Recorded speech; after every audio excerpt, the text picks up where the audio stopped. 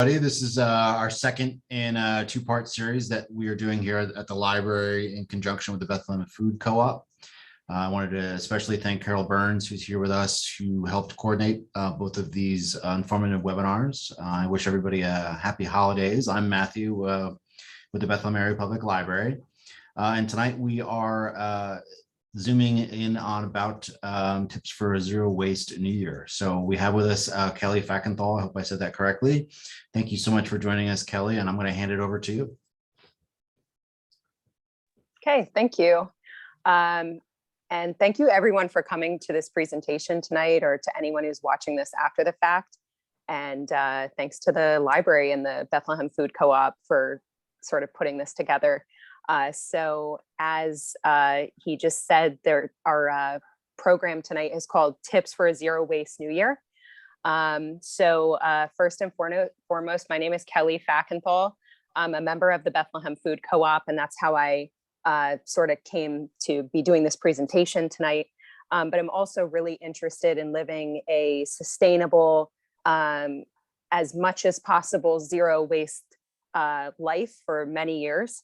And so tonight, my plan is to share some of my tips that I have, but also if you want to have more of an interactive presentation tonight with you sharing some of your favorite tips. So during the presentation, if you have any tips, feel free to use the chat feature, send me your tips. And at the end, I would love to just read through a bunch of them and share them. There might be things that you're saying that I don't mention at all.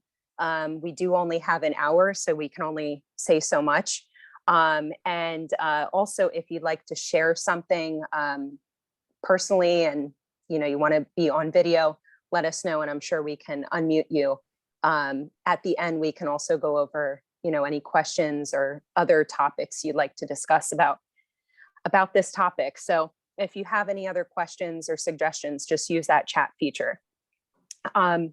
So before we get into my tips, I want to explain what I mean when I'm talking about zero waste. So the overarching principle of zero waste is to try to divert waste from landfills. That's sort of where we begin with this conversation. So this way of thinking starts before you even make a purchase, but this also applies to things you already have in your home right now. Things that you've purchased many years ago, things you purchased yesterday. It applies to all these things. And so that's my focus tonight. So my first and biggest tip for everyone tonight is composting. I really couldn't talk about zero waste without saying that, because I really think that's probably the biggest, if you could do one zero waste tip, that would probably have the biggest benefit to you and your community and the world. So in preparing for this presentation, I looked up some statistics. In the United States, composting could reduce the amount of trash we send to landfills by 30%. I think it could probably be higher, but that's what I found. In 2018, under 5% of food waste was composted. So that means that over 95% of the food we threw away went into a landfill where it is designed to never biodegrade, or to take hundreds of years to biodegrade. So beyond these bigger picture impacts, though, composting also will affect you and your family, your household, pretty much immediately. A few things I tried to think of. For one, your trash will not smell, or it won't smell bad. You won't have to take as many trips to your trash can because you will simply have less trash. Financially, you probably don't need a weekly or bi-weekly trash pickup. You might be able to get a pickup once a month. These are just some of the ways that I wanted to say how composting can affect you and your environment. So as far as how to compost, does anyone here on the call do any composting with food? Yeah, okay, great. So I do this too. And, you know, some of the reasons I think people don't compost is they think it's going to be really difficult. Maybe they think they don't have enough space. And I get that. I live in a small apartment and I have a very small sliver of yard. And I understand, not everyone has a huge yard or lives in a space where they could have a big compost heap. Okay, someone said they compost in a bin with worms. Great option. I don't do that personally, but that's a great indoor compost method. So some of my tips for composting, if you're just starting out, is think creatively. You don't need a fancy, expensive setup to compost. Like I said, you don't need a big space outside or a big house to be able to do this. There's a lot of methods that are really, really simple and don't require some complicated DIY project. You don't need to compost with the intention of getting compost at the end either. One of the ways I compost is more of a digester method. So the purpose is just to get rid of the waste, not to necessarily be turning it and trying to get compost at the end, just really a means to the end to get rid of, that food waste. Carol shared that in Easton, the city does have a food composting program. A lot of cities do, and I really think that's the future, but at least for now, living in Bethlehem, I think one of the best ways to do it is just at home or in your yard. Composting doesn't just have to do with food. Yard waste can be composted, and yard waste is much simpler to compost in my experience. In Bethlehem, we have the compost center, and you can easily compost your yard waste. And in fact, I found that while under 5% of food waste is composted, over 50% of yard waste in the United States is composted. I think because there's just so many pickup programs. Things like leaf collection and that kind of thing. So that's really the big thing. I do think composting, if you could do one thing, is the way to go. It will immediately impact your waste and what you're sending to a landfill. But that said, I have a lot of other tips for you guys. So if you have anything else that you'd like to share, I don't know if you did this on purpose, but I see a couple raised hands. Did anyone want to share anything about composting or?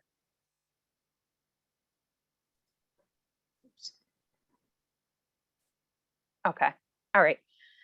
So just moving on, I'm going to share more tips. Keep sending me tips in the chat. You don't have to share with anyone. You can just share directly with me and I'll either incorporate them or, like I said, I'll go over those at the end.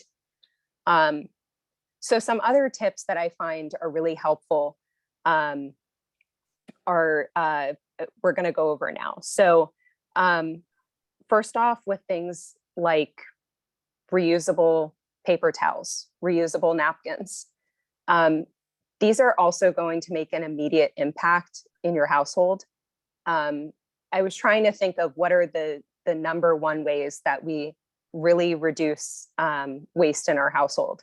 And that stood out to me because paper towels take up so much space.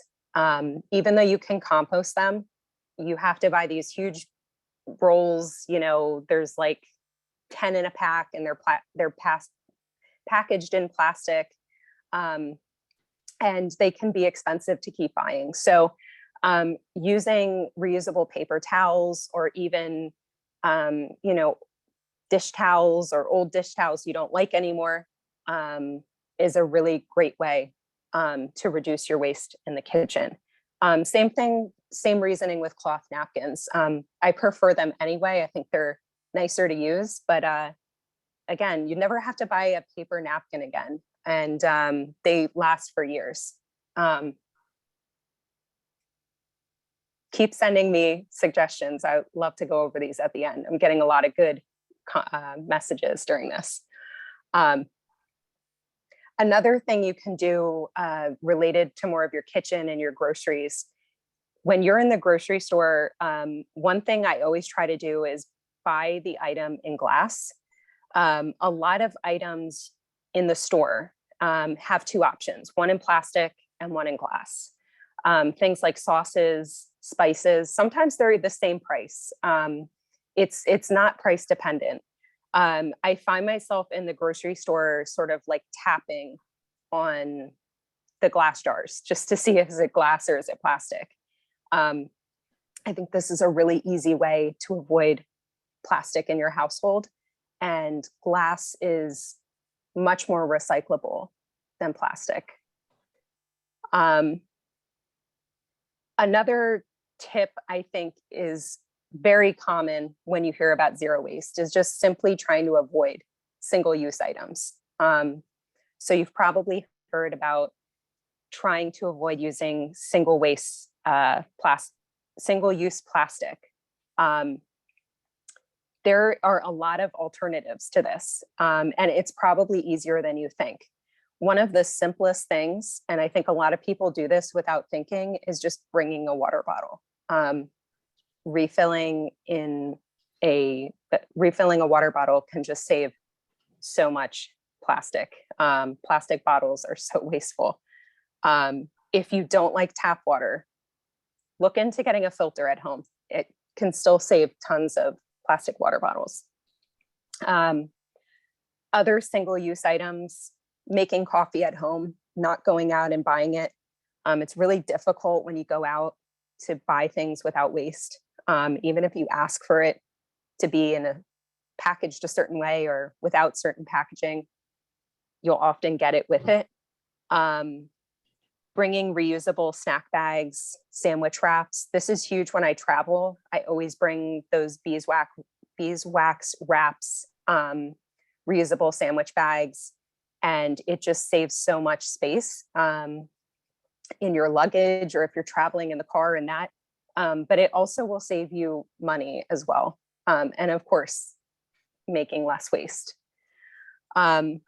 Another thing I found that is huge for me, avoiding single-use plastic, is buying soap bars. I have an Etsy store I love to shop at, and I don't buy plastic body wash bottles anymore. And it saves a lot of plastic. And I also find it's cheaper, it's easier to store.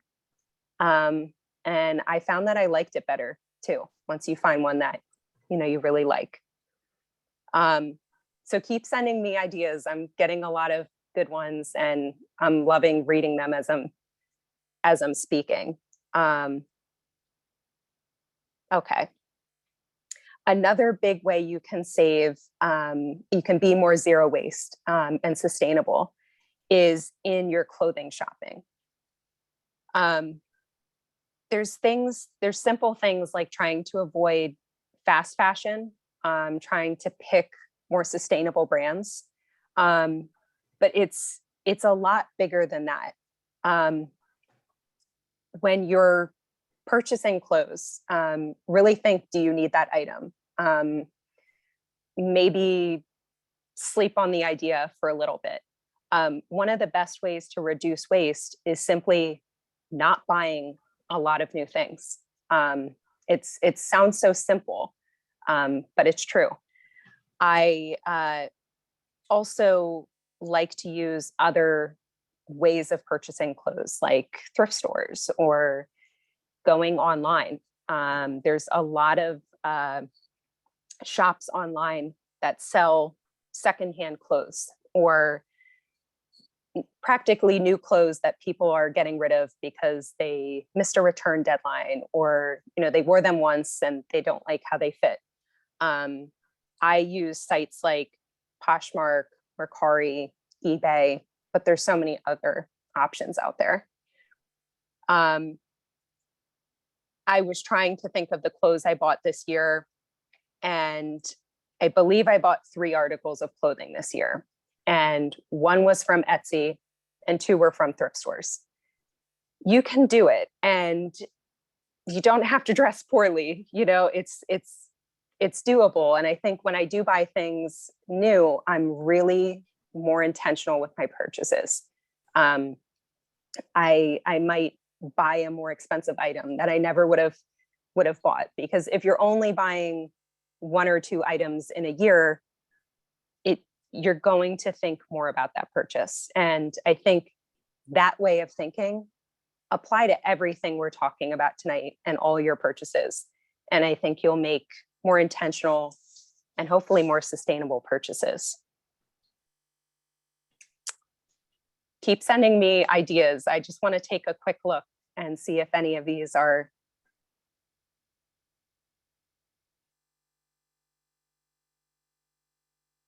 Yes, some great. So someone mentioned, multiple people mentioned the French press and making coffee. Another bonus if you make coffee at home is if you're composting, coffee can be composted. If you're making drip coffee with a filter, even the filter can be composted, which I do at home. I use a filter. So a truly zero waste coffee experience would be composting the grounds after you're done. So some other things that, oh, okay. And worms like, okay, good to know. So another big thing I find goes hand in hand with zero waste is making your own things. I've always been drawn to this, and I know some people think zero waste is all about DIYing everything and making your own things. And it really doesn't have to be like that. But that's something that I personally do like. I like the idea of thinking about how people used to make so many different things themselves at home. So many things that you're buying today are using ingredients that overlap, and why not just buy a few ingredients and make the things you need at home. So I wanted to share some of the things that I make at home, and you know, if you have more ideas, of course, keep sending them in the chat. So one of the things I find is really helpful in reducing waste at home is making certain cleaning products. You can Google so much, you know, how to clean certain things with products you already have in your cabinet, cleaning sprays, and that I find that a lot of them work a lot better than cleaning products I used to buy in a store. What I find is really helpful is buying a few products that can make a lot of things. So for example, sow suds and Castile soap and vinegar can make a lot of different cleaning products. You don't have to buy a bottle for each one. And the examples I just gave are super concentrated. So, you know, 1 bottle of one of these highly concentrated soaps is going to make you bottle after bottle after bottle of cleaning spray. So I think that's a big thing for me personally that's been helpful. The other thing is that when you're making these products, you know the exact ingredients that are going in them. I think there's such a interest today to get products that are clean or not toxic. Well, there's a lot of things that you have in your home, and you can make these non-toxic cleaning sprays at home right now and know exactly what's going into them. Another thing are certain beauty products. I make my own conditioner spray for my hair. I've been doing that for over 3 or 4 years. I think my hair is probably better since I did that. But again, just so many different options that you can make at home and avoid buying that plastic. Because again, as I said at the beginning of our presentation, a lot of what we're talking about is just how do we divert things from landfills? How do we think more carefully about what we're bringing in our home and how we get rid of those items?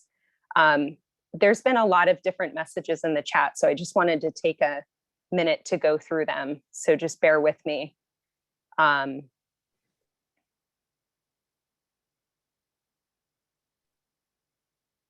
Okay, so some of the other suggestions that people have brought up, using a bidet sprayer, stop using toilet paper. I agree, I have a bidet. I would suggest getting one. I think that you can definitely cut down on toilet paper. Someone said making crocheted produce bags to take to the supermarket. That's a great tip. So even if you don't make bags, and I certainly don't make my bags for the produce or my own produce bags, I do have reusable produce bags, and that's huge. It's a little different because of the pandemic. A lot of bulk bins are different. But instead of using those flimsy plastic bags, using a reusable produce bag can save a lot of plastic. And then, of course, when you leave the store, bringing your own reusable grocery bags is also really helpful in reducing your plastic waste. They also hold up way better, and they're not going to break on you like plastic bags will. Another suggestion was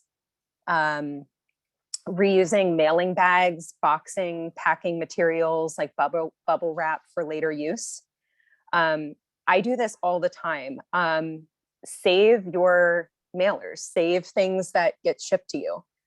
If you are truly trying to live zero waste and sustainable, you're not going to end up with a ton of boxes because you're probably not going to be buying a lot.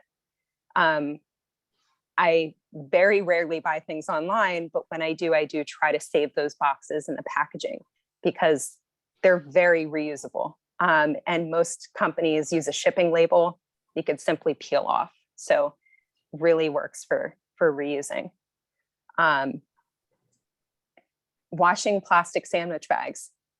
That's a great point. One of the sort of mantras with zero waste living and being more sustainable is reduce, reuse, and recycle. And so one of the things to think about is you don't want to look up zero waste techniques or listen to a presentation like this and go out and buy a bunch of products that you think fits what we're talking about.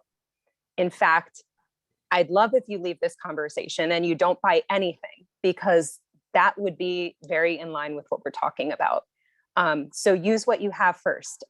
If you have a huge closet filled with paper towels and paper napkins, don't throw them away, use them or donate them, and then switch to a more sustainable method. In the beginning, you might be using old paper napkins and old tea towels that are stained, and you might not have a setup that you really like, but you're using what you have before you get rid of it. And I think that that's really helpful. It's not just about keeping things from a landfill, but using them to, really to the end of their life before you get rid of them.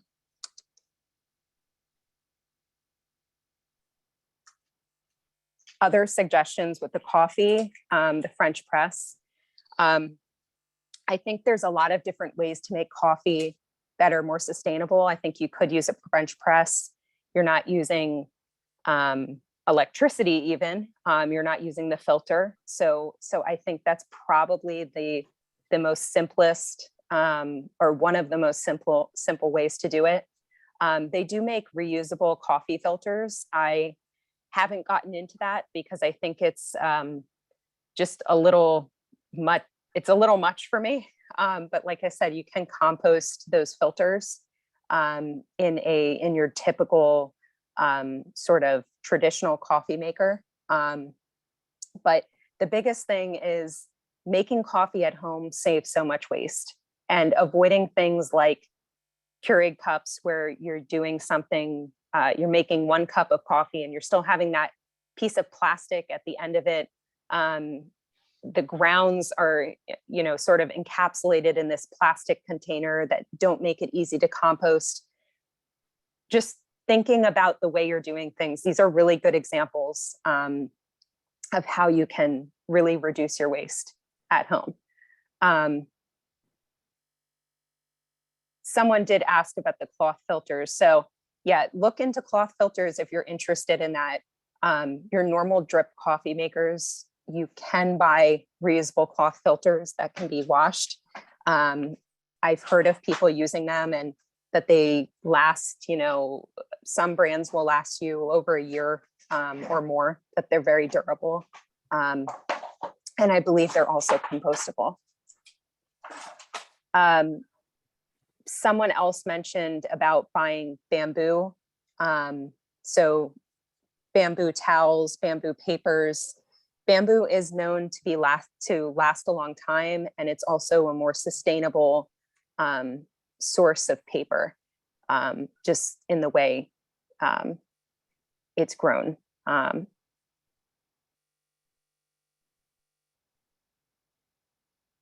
Anna did share a link about bamboo and how sustainable it really is.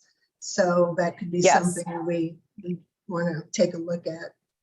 Do you want to speak to that, Anna? Anna, if you hijack the conversation. No, please do. Can you unmute Anna, or is she unmuted now? I'm trying. Well, it says ask to unmute. Where'd she go? She disappeared. There you go. Yeah. Okay. It's unmuted me. Oh, there you are. Hi, Yeah, Anna. I Do you just want to have comment on your bamboo comment? Well, I mean, as you, the problem with a lot of alternatives is, and I really like the way you said, Kelly, you kind of have to slip into this, like, so if you have stuff that is probably not the best, you just kind of use it up and then try to slip into another lifestyle. But, I think a lot of the things are quick fixes, and I think bamboo is one of them. So this website just talks about, a lot of the things are, it shows you the whole process, and it's a natural product, so it's renewable. And then everybody goes, oh, then that's great. But then they're using, nasty chemicals to make your little towel. And I was at a friend's house and I said, oh, can we use plates? Oh, no, I'm using bamboo. I'm thinking, well, you're just still using it once and you're going to throw it away. And so, so people get very easily, sold thinking they're doing a good thing, but it's not sustainable anyways, because you're, like you said, that really is to stop the flow. So don't create it. And I don't care if it's bamboo or if it's wood or something, you're still creating when it's not necessary to create that in the first place. So exactly. And like cotton is also big. I mean, the lake in Russia is totally depleted because the cotton industry there, it uses enormous amount of water to make cotton. So there's no happy medium. So it's what it is if you get a good quality product and give it as long of a life as possible. My kids, when they were small, I only use cloth diapers. And my youngest is 30, and I still have those cloth diapers that I use now for cleaning things. So, yeah, you win the prize. They've had a good life. They've served many purposes. So that was my little spiel. No, thank you, Anna. That's exactly the principles of zero waste. Like I said in the beginning, a lot of this is, at the end of the day, diversion from a landfill. It's not perfect. This is not going, if you follow every tip that we can possibly come up with tonight, or reading articles, you're not living a necessarily carbon neutral life. But are you diverting things from landfills?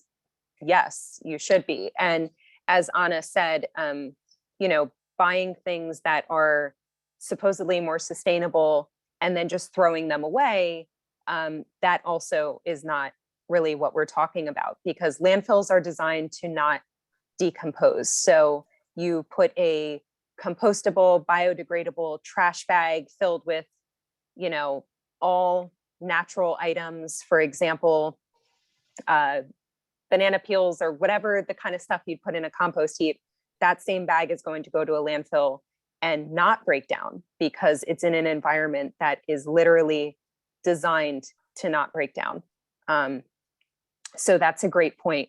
I think it is important to remember that, you know, just like when I talked about clothes with fast fashion, when you do buy things like, I think that was the point with like the towels, for example, when you buy reusable paper towels or reusable napkins, investing in a more quality item or fabric that's going to last a long time is huge. I know that I've gotten a gift of, you know, a certain hand towel and it looks so bad after just a few months versus buying something that's really quality and it's going to last you for years and years.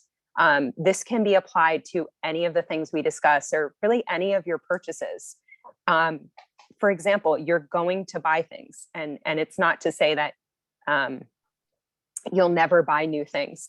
But perhaps, you know, when you do make a purchase, like buying new towels, maybe you'll look at a company that's using more sustainable practices. It's not saying to go without towels. Another thing is what the items are made of. If they are made of a natural material like cotton, they can be composted. So just to bring it back to composting again, a lot of those natural fibers can be thrown into a compost heap. You might want to cut it up or something like that first, but they will biodegrade in a compost heap.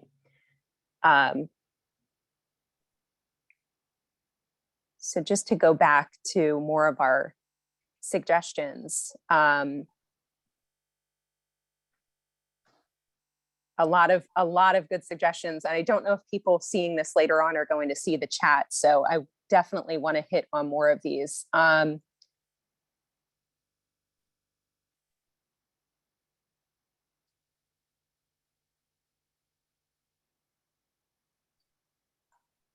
So someone asked about styrofoam. Yeah, that really is an issue. I'm not sure on the level of recyclability, but at the Bethlehem Recycling Center on Ilex Mill Road, there is a styrofoam compost bin. I've brought styrofoam there and I really hope it goes somewhere. But look for things like that. If you do live in Bethlehem, the Recycling Center has a really great setup. They have different areas for different items that you typically can't get rid of in your normal curbside recycling pickup. So things like whole books, you can get rid of those there. They even just started, I think, in the last year or so with textiles. So old clothing that's ripped or stained can't be donated to a thrift store, for example, or resold online. You can actually recycle at the recycling center. Again, I don't know the percentage or how much of it's actually getting recycled, but I think that it's really great how many options they have there. I don't think they're doing the styrofoam. They were doing like styrofoam cups or that kind of thing. It was like the packaging. Yeah. But I don't think they're doing that right now. Is that right? Oh, okay. They go off and on. I know I dropped off quite a bit. I thought it was in the last year, but maybe they don't have it now. But for example, like I said, they added textiles. So they seem to be just sort of on some kind of rotation. So another suggestion is just carrying your own utensils. This is really, really helpful because when you go out, especially if you're ordering something to go or, you know, at a food truck or like whatever the situation is, a lot of places will give you a plastic fork and napkins that are throwaway. Again, this is the single-use items. These are really, if you think of it as, you know, what items are the worst for our system of, you know, just use into landfill and again and again and again. It's those single waste items. So some of the discussion we had earlier was great about, some of the fabrics we use, bamboo and so on. But those are items that you presumably use, maybe hundreds of times, like your towels, your napkins, your dish towels.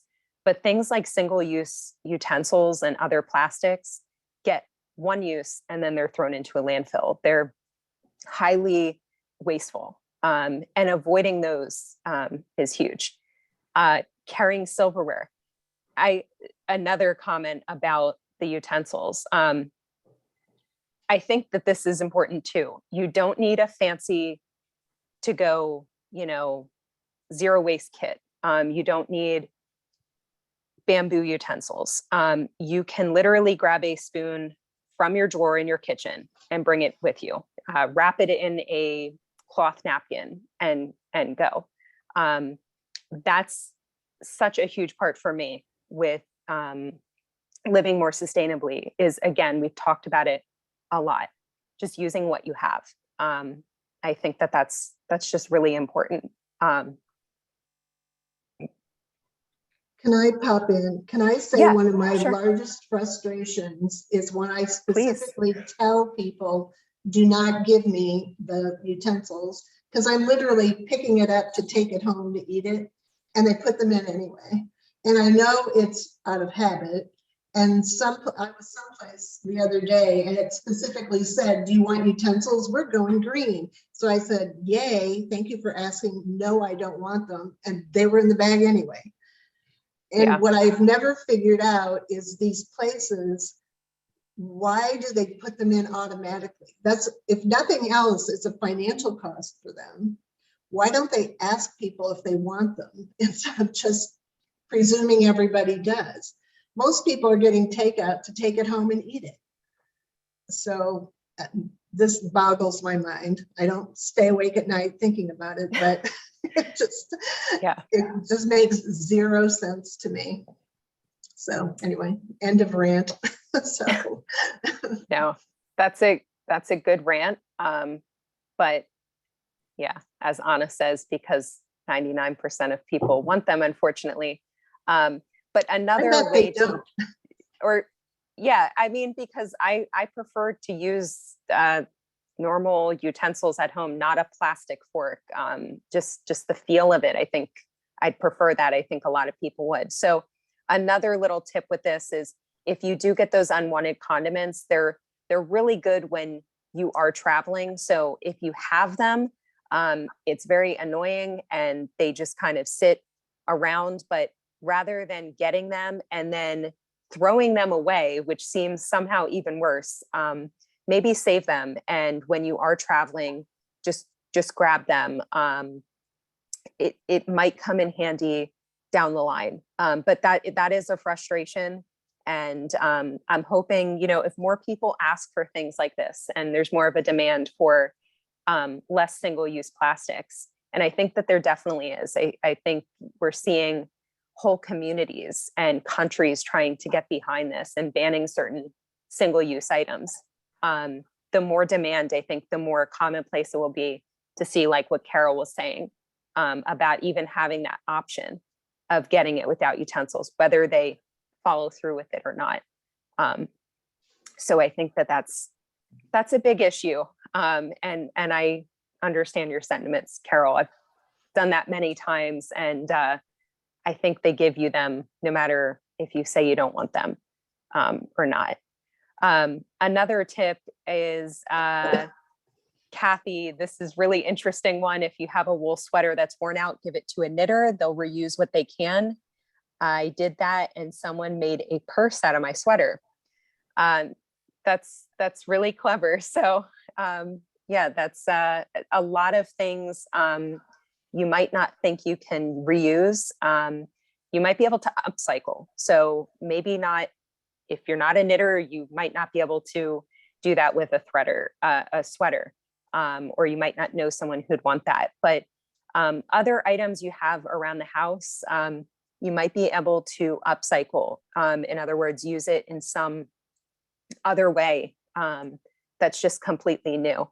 A really simple example of this is like an old shirt, cutting it up and using it as a cleaning rag.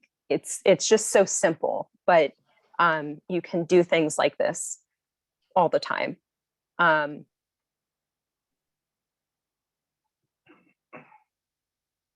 Someone also mentioned about when you are at a coffee shop, just asking if they'll refill your cup. One of the places I do like, you know, if I run out of coffee or something like that, or I'm on the go at Wawa, you can self-serve into your own cup.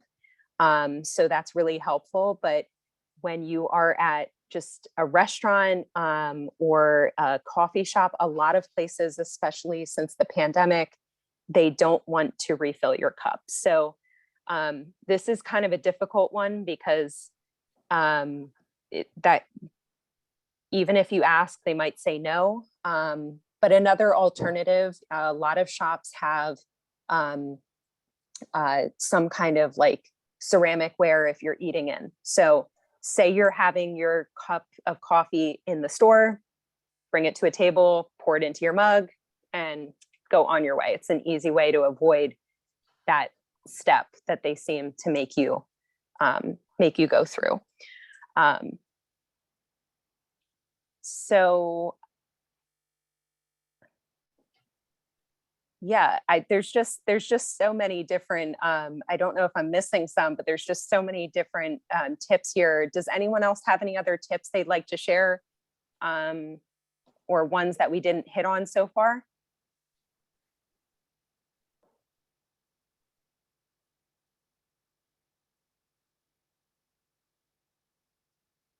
If you wave or raise your hand, I'll try to figure out how to unmute you.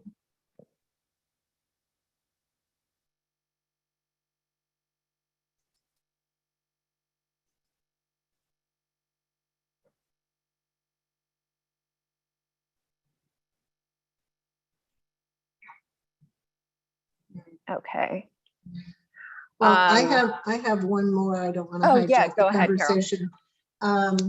Like I said, I live in Easton now, and I'm in a Facebook group called Buy Nothing Easton. And people go on and share all kinds of things. Literally, I use one serving of this cat food. My cat doesn't like it. Does someone want this 10-pound bag of cat food? And somebody will want it. But then there's other things like full dining room set or random cords to printers, and people respond to everything. There's somebody who wants everything I've ever seen posted on this group. But you can also ask for things. And one of my challenges was at the Bethlehem Recycling, they shut down the shredding part. So I had like 2 years full of shredding because it's been closed. And finally thought, well, maybe I should just buy my own shredder. And then I thought, well, let me ask if somebody's got one. So my Christmas present to myself is a brand new shredder that I asked, and within 15 minutes, a woman said, I had one my kids gave me. I don't ever use it. It'll be on my porch. And it was still in the bag from Staples. So I have a brand new shredder just because I asked. So Kelly, I think maybe you said there's a similar group for Bethlehem or Lehigh Valley or something, but, and I've gotten rid of things like Matt talked about the packing materials. One of my guilty pleasures is I get a food delivery and it comes in a big cardboard box with all kinds of insulating materials. They're all recyclable if you want to mail them back in, but I thought to put it on this Buy Nothing group, and a woman who has her own catering business said, I can use that. So every couple of weeks, every 3 or 4 weeks, I take the boxes and all these recycling things and take it to her house and leave it on her porch, and she uses it for a catering business. So I don't, maybe you can speak to that. Is there a place like, is there something like that for Bethlehem or the big Lehigh Valley? Yeah, the Buy Nothings tend to be hyper local. So I know that there's one just for like Bethlehem Township and Freemansburg. There's a Lehigh Valley one. Oh, great. Yeah, Matt just said he joined one recently. There's a Lehigh Valley one. There's just different areas that you can find. There's more and more coming about all the time. But also Facebook Marketplace. If you're not a member of one of these buy nothing groups, Facebook Marketplace, you don't have to sell things. You can put things out there for free, or you can search. But the great thing, like Carol's saying with buy nothing, is often you can also make that ask. One thing I like about one of the buy nothings I'm in is it's a lot of, I have this need, financial need, and there's a lot of community helping going on. I'm coming out here and maybe it's uncomfortable to say it, but I need clothing for my children. This broke, we need something, we need a new, whatever it is. And what I always love is how willing other people in the community are to help that person. And because they're hyper local, it just really gives you such a sense of community. Like Carol, I've gotten rid of a lot of random things. I was doing a renovation and I took a photo of all of my metal that I took out of the place in some demoing, and it was gone by the time I came back from work. Like I posted it in the morning, I came back from work, the whole pile was gone. So there's so many ways that this can be helpful, not just on a community level, but really what we're talking about tonight was zero waste. And, instead of throwing that item out, someone else might not only want that item, but need it. And it might seem like trash to you, but not to someone who couldn't afford that item new. So I think those kind of groups are huge. Other groups like Craigslist, yard sales. These are sort of like, I guess yard sale is sort of the classic example of what a buy nothing is now, where you can go and buy things from your neighbors, basically, and what they want to get rid of, you might like and want.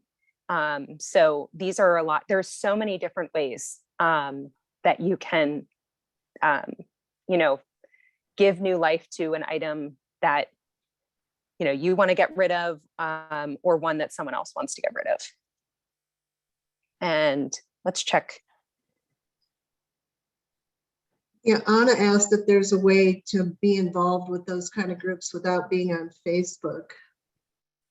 I don't think so. Well, Matt shared freecycle.org. So that looks like it's just a website. So that might be an option. I'm not familiar with that. Yeah, so FreeCycle, I would also say things like Craigslist. You don't need social media, and that's kind of like, to me, I think the original sort of Facebook Marketplace. Facebook Marketplace is just connected to social media. Craigslist is sort of like, almost anonymous by nature.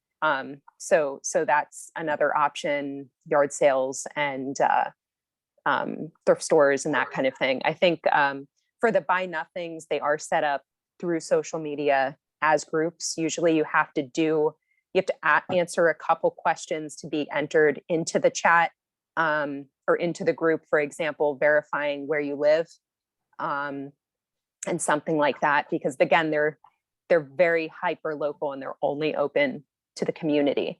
You're not going to see things like people shipping far away and that kind of thing. So there are other options, but a buy nothing on Facebook, you would have to be connected to Facebook. So we're almost done. If there's anything anyone else wanted to share, I really enjoyed having these conversations and going over some of my tips, and then just hearing so many things that you guys have all shared. It's just been really interesting. So is there anything else anyone else wanted to bring up, or any other tips tonight? Or any questions? We are kind of nearing the end of our hour.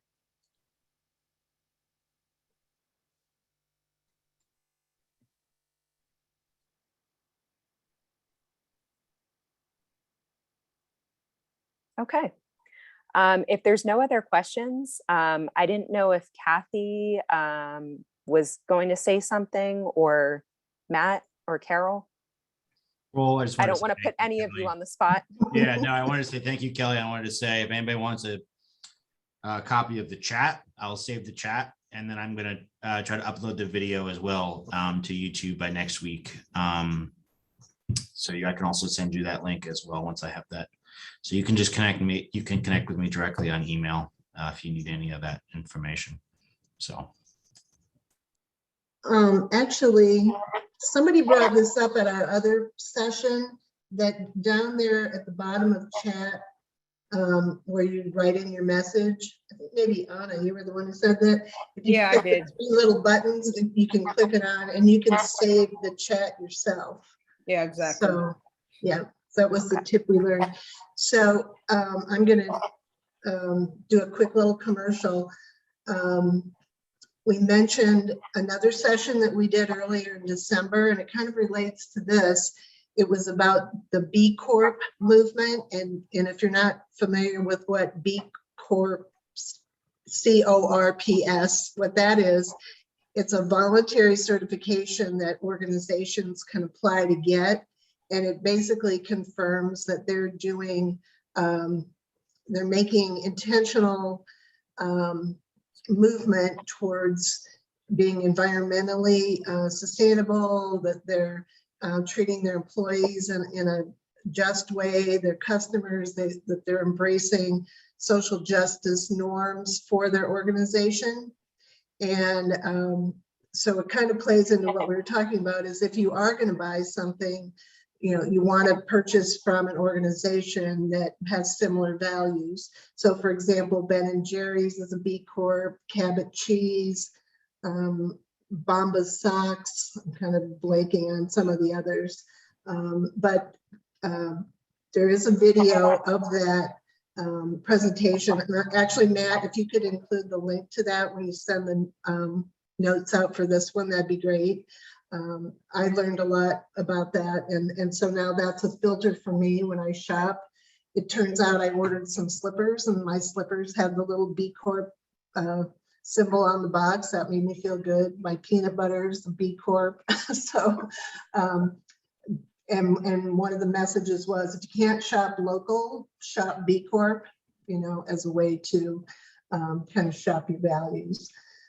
So the only other thing I wanted to say real quickly, because there will be folks who watch this later who are not familiar with the Bethlehem Food Co-op, and this was a organization that started about 10 years ago with the intention of bringing a co-op grocery store to Bethlehem. And 10 years later, we're very close to making that a reality. We have a site at 250 East Broad Street, and construction will be starting soon on a 4-story multi-use building by a developer who will be leasing the ground floor to us to build a community-owned full-service grocery store that will be open to everyone, but owned by its members. And many of us here are members of that, of the co-op. So if you're not familiar with our co-op, we invite you to go to our website, which is bethlehemfood.coop, C-O-O-P, to learn more. And those of you who are members, thank you for supporting us. We're getting there. It's going to be a reality in a little over a year, right? So, yay. Mm-hmm. So. And I also put my email in the chat. So if you have any questions or want to continue any of these discussions, please feel free to email me. I'm happy to talk about this kind of stuff. And I was really glad that we could kind of go off script and talk about your ideas. They're just, again, so many great conversations and ideas in the chat tonight. Okay, I just did figure out that you can unmute yourself if anybody wants to say anything. So I'd like to thank you. This was great. And Kelly, is it okay to invite you? I'm part of a community platform called the Lehigh Valley Strategic Response Team, and put you on an agenda for them. Oh, Oh, you're you're muted muted, now. Kelly. Yeah, just feel free to email me. I don't really know Okay. what that would entail, but definitely happy to have more conversations like this. All right, thank you. I'll be in Can you touch. say a little bit more about that organization? Well, it's not an organization. It's a loosely fit group of people that 2 years ago, they were originally the COVID strategic response team, and found out that actually those responses that we were doing during COVID actually needed responding even before COVID. So it just became the strategic response team. And so there's a large, I'd say about maybe almost 20 different organizations, United Way, Lehigh Valley Community Foundation, Red Cross, I'm blanking at Volunteer Center, St. Luke's, Lehigh Valley Hospital, Ortiz Arc Foundation. I can go down the list of CALV.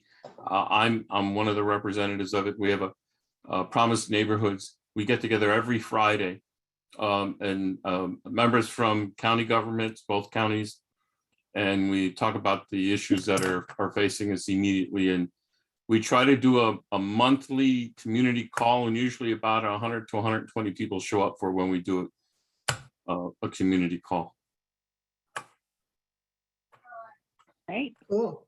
Well, Sounds I'm like a going to good touch base with you organization. about that. Just to, might be some other ways to get connected with that. That sounds great. Yep. I'm trying to convince Bethlehem City Council that this is a good platform for them to get response from communities. Well, we'll have a new city council pretty soon, so that might change. Well, that's what I'm trying to convince the new ones. Great. Thank you. All right, thank you, everybody. I think we'll call it a night here, but look forward to more programs in the future. And again, Kelly and Carol, thank you so much for coordinating this. Great messages tonight, Kelly. Really appreciate it. And Happy New Year to everybody. Yeah. Thank you. And if you Thank you have so much. any Happy New Year. ideas, yeah, if you have any ideas about future programming, I mean, this started because Kelly and I had a conversation one day about how she composts in her backyard.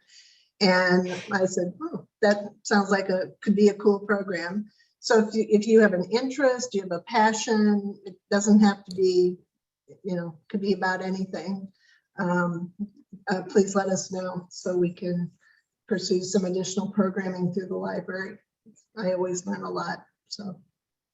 And thank you to the library for Yes, thank you. allowing us to partner with you. Yeah, Yes. we appreciate it. You And are thank you welcome. for coming tonight, and spending your time with us. Thanks, Thank Kelly. Okay, Yeah, Happy New good night, Year. everyone. Bye. Happy New Year. Night. Good night. Co-op members.